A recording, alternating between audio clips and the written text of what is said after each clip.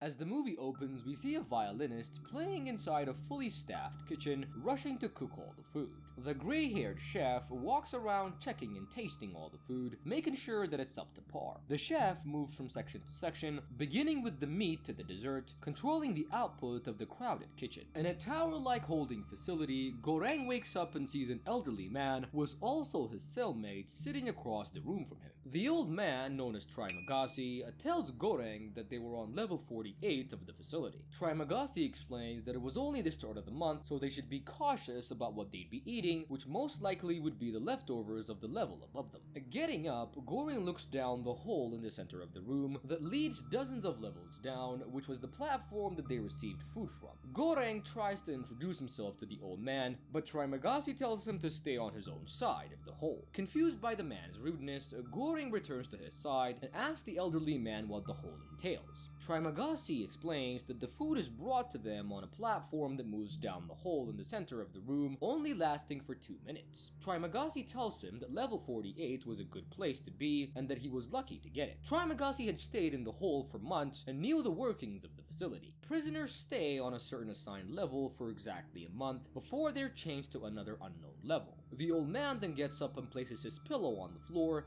close to the hole and started waiting. Suddenly, the lights on the wall went from red to green, and the platform carrying on the leftovers from people above is lowered down to them. Goreng was disgusted by the messy sight and the way Trimagasi was stuffing his face with all the leftovers. While he eats, Trimagasi explains that there would be fewer and fewer people in the hole every month, and although disgusted, Goreng picks up an apple and keeps it in his pocket for later. As the slab descends lower, the temperature in their cells begins to rise, and Trimagasi tells his cellmate that unless he throws an apple down to the platform, they would be burned alive, explaining that the food only belongs to them as long as the slab was on their level, and scared for his life, Goreng throws the apple down the hole. Later, Goreng tells his cellmate that he was in the hole voluntarily so he could receive an accredited diploma in exchange for staying there for 6 months. Goreng asks Trimagasi why he was in the facility, but the old man refrains from explaining the reason. Instead, he only tells Goreng that he'd been there for a year. The next day, Goreng continues to eat the food brought down on the platform,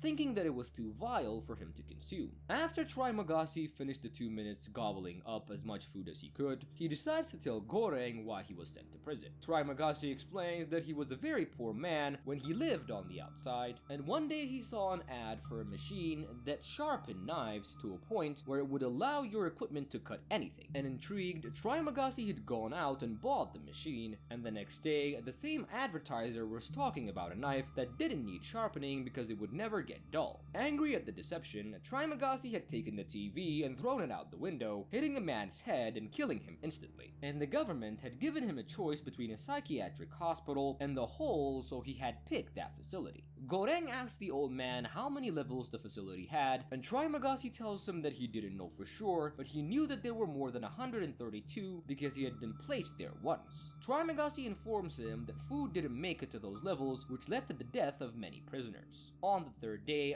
Goreng had no choice but to eat a few bites of the food on the slab, and later, while Goreng was reading a book, a body slams on their floor before continuing its descent down into the deep hole. When he saw the shock on Goreng's face, Trimagasi explained that even though people on the upper levels had a lot to eat, they had nothing to look forward to, so they often killed themselves. As the next feeding time arrives, a woman comes sitting on the slab along with the food, and Trimagasi tells his cellmate not to worry about the woman and that she would come down every month to look at her little boy. Trimagasi tells Goreng that the woman kills her cellmate every month before coming down the hole. Goreng had been suspicious of Trimagasi, assuming that he had killed his cellmate and eaten him, and while he stuffs his face, Trimagasi admits to eating human flesh, but it was a man that landed on their floor after offing himself. As the platform descends, he sees a man on the next floor grab the woman and try to take advantage of her, but she manages to kill them both and climb back up the slab. The days count along, and the once careful Goreng seems to have adapted to the ways of the facility, eating like an animal and dumping things carelessly on the platform. He and his cellmate had started to bond, and Goreng was even reading him the book that he brought to his cell. One night, as they lay on their beds, Trimagasi tells Goreng to pray for them if he believes in God, because in a few minutes minutes, the people working in the facility would put them to sleep and they would awaken in a different cell. Trimagasi was fond of his new cellmate, but didn't think that he would last long.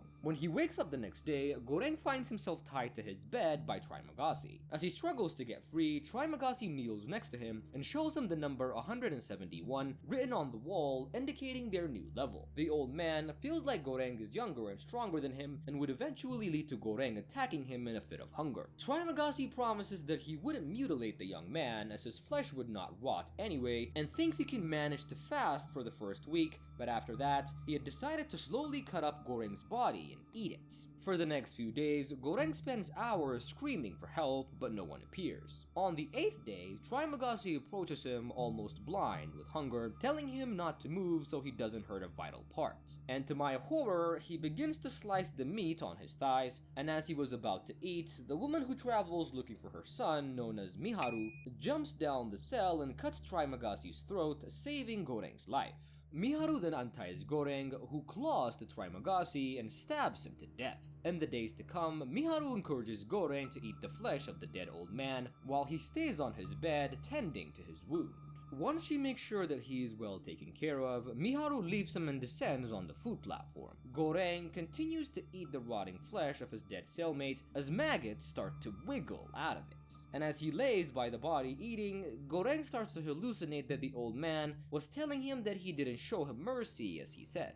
Goreng finally made it to the end of the month and was waiting to be transferred to a new cell. When Goreng wakes up, he finds himself on level 33 with a woman called Imoguri and her small dog. As the woman addresses him by his name, Goreng realizes that she was the same woman who had interviewed him when he came to the pit. He begs her to get him out of there, but she explains that she cannot. Imoguri tells him that the pit had 200 levels and that the food would get to the bottom if people only ate what they needed. When the food comes, Imoguri rations out some for her dog, explaining that she and her pet ate in turns. Goreng asks if there are any children in the pit, but she assures him that nobody under the age of 16 is allowed in the facility. As the platform is lowered, Imoguri tries to tell the prisoners below to ration their food for the people below, but they refuse to listen. For the next 2 weeks, Goreng watches as his cellmate begs the prisoners to ration their food while they ignore her, and then he finally threatens to shit on the food unless they do exactly what she says. And the next day, the platform arrives at level 33, carrying a severely hurt Miharu.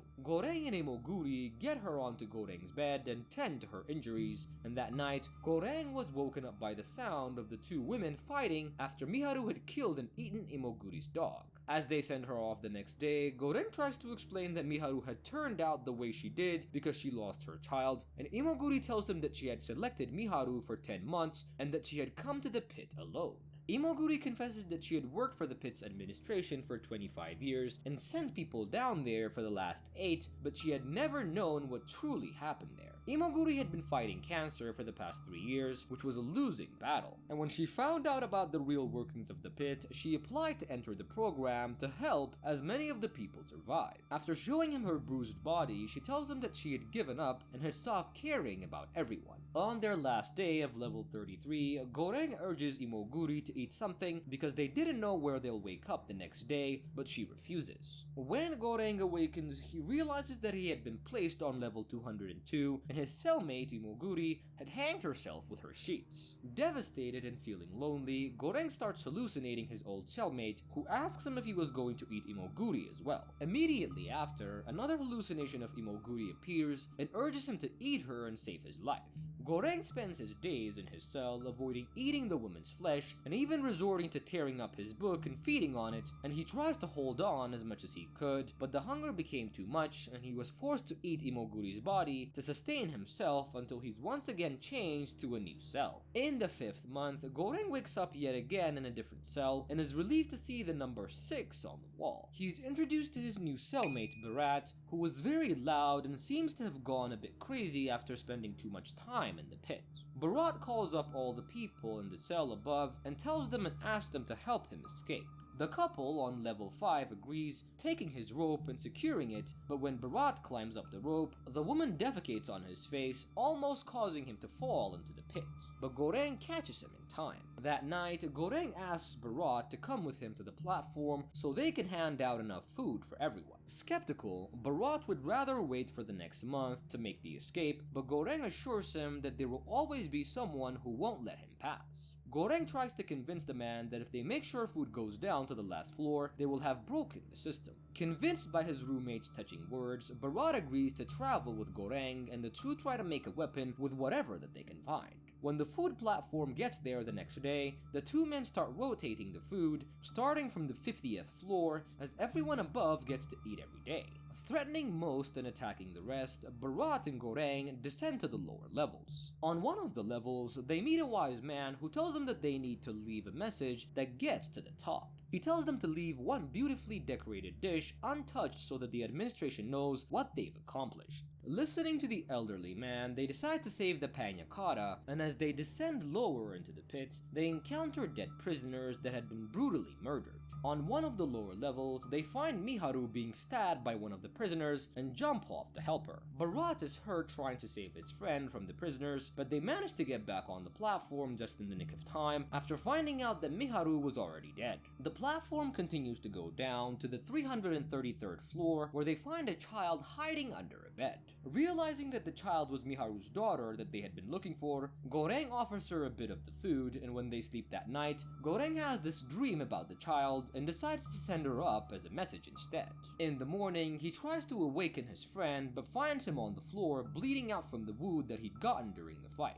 When the platform arrives the next day, an exhausted Goreng puts the child on it and waits as it descends to the end where there is nothing but darkness. Another hallucination of Trimagasi tells him that he had let the child ascend because he wasn't part of the message. Listening to the words of the dead man, Goreng gets off the platform and walks into the dark, leaving the child to return on her own. And that is where this chilling movie, The Platform, comes to an end.